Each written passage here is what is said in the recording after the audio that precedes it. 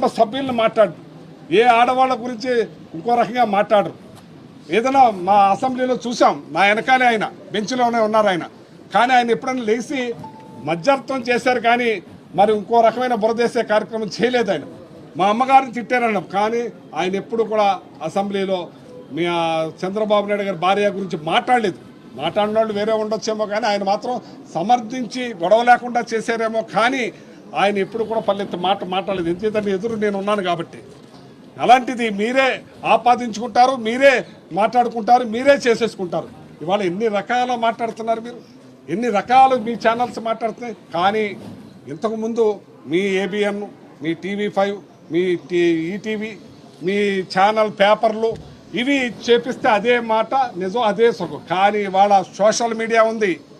ఇవాళ సోషల్ మీడియాలో మీరు అప్పుడేం మాట్లాడారు, ఇప్పుడేం మాట్లాడారు.